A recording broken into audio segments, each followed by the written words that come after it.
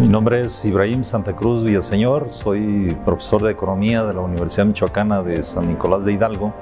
en México. Y mi participación en este congreso de Colegio Enrique Olaya se ha centrado básicamente en destacar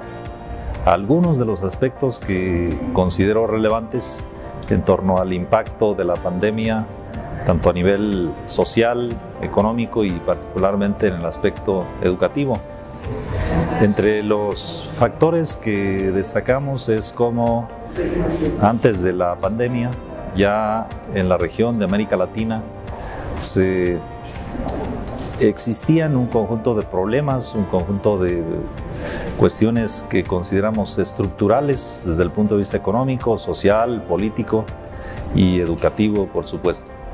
Y que la pandemia y el confinamiento vino a resaltar con vehemencia, vino a exhibir justamente la problemática que ya teníamos. El confinamiento provocó en términos económicos y sociales pues que el trabajo informal, que alcanza más del 50% en esta región de América Latina, pues tuviera consecuencias muy drásticas, y que en realidad el proceso de confinamiento nos tomó desprevenidos a la mayoría de los países de esta región, particularmente el caso mexicano, en que no teníamos una estrategia para afrontar este problema tan crítico en relación a la pandemia.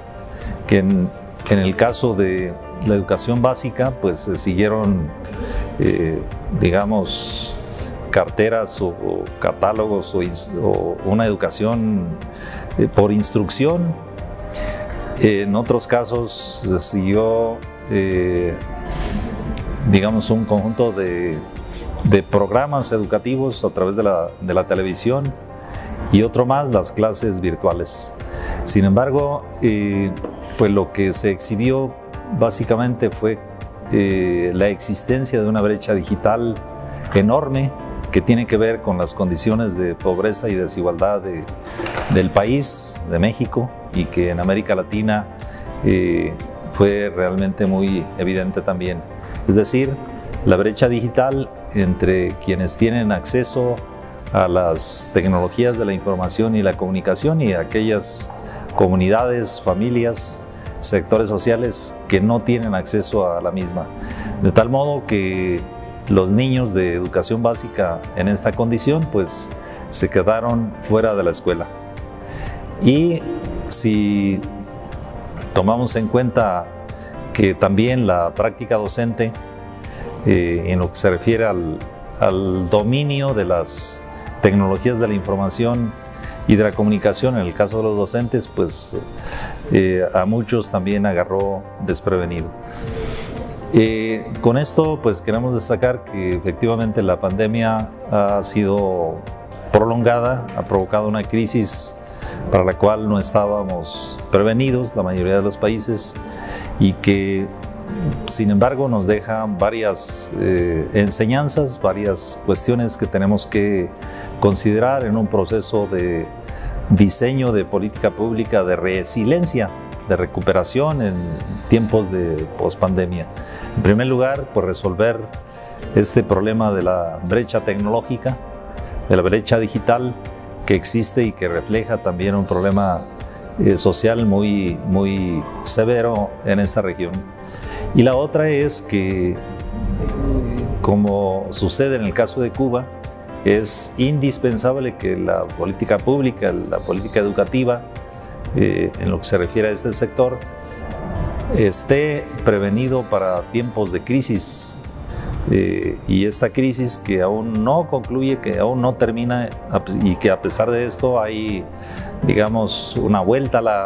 al aula de manera presencial, pues no estamos muy seguros que realmente estemos en un periodo de pospandemia en la que hay un conjunto de dificultades aún que tenemos que resolver. Entonces, básicamente estas fueron algunas de las reflexiones que pudimos compartir,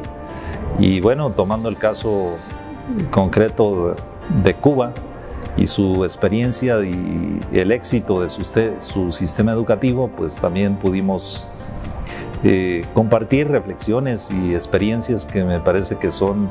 importantes y dignos de tomar en cuenta de este modelo educativo que es exitoso. Las estadísticas y las evaluaciones de la UNESCO muestran que tienen el primer lugar en América Latina, y básicamente a esto se basó nuestra intervención.